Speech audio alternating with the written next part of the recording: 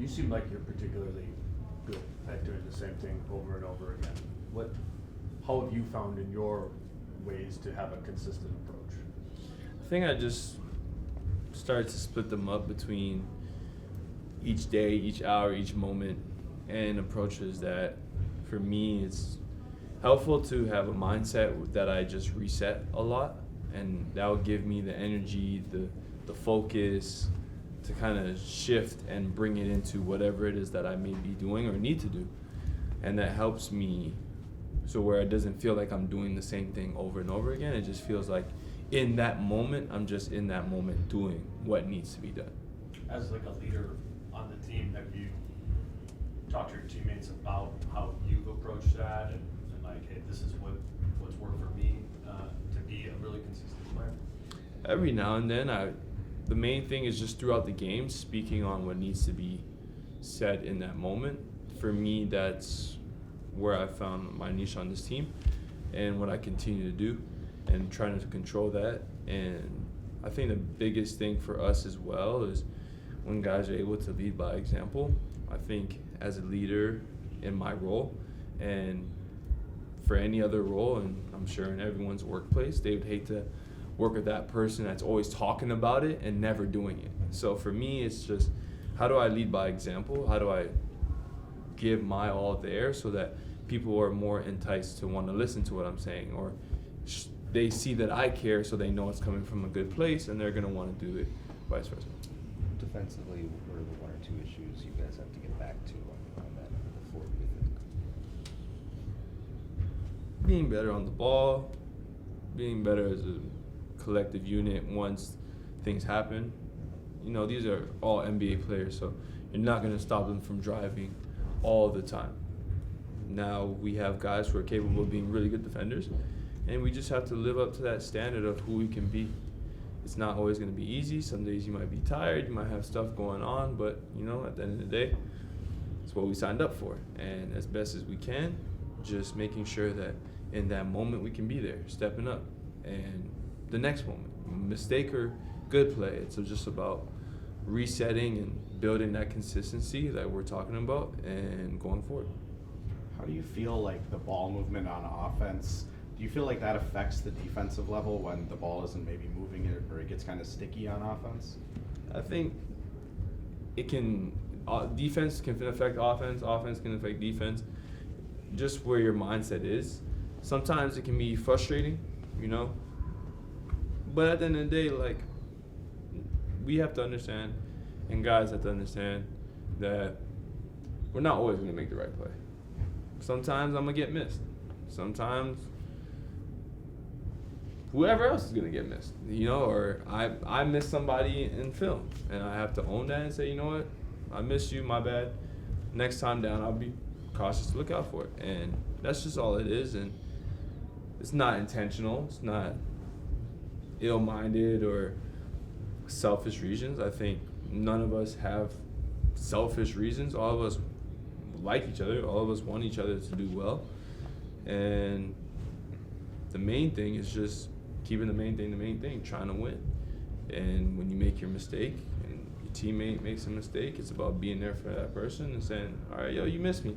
I got you next time. If you're in this position, I'll knock it down. Like, I remember I was open and I told Ant right after the shot, I said, yo, I'm going to make it. You can trust me, I got you. He said, cool. And we just kept it pushing. And didn't affect how I needed to guard. I think when stuff like that happens, it's because maybe we're being sensitive about the wrong things. Nickeil, is there like a collective, is there a strain just on, like, you guys are playing every single game right on the edge of play-in, playoffs, and just like needing all of these, and does that have a collective weight on it that's different? I mean, it's been a month now that you guys are really trying to make this push here. Mm-hmm. We had a talk in Phoenix, and that's what kind of jump-started this run that we went on.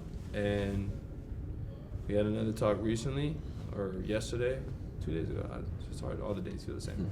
But we had a talk, and more of the story is we discussed that this is where we currently are. And it was like our little progress report, if you will. And it's just about striving for the next part of our goal. and it's to make the postseason. It's to avoid the play-in if we can. But if not, the most important thing above all is to just become a better team, to set up a deep run and to be the team that we need to become April, then May, then June.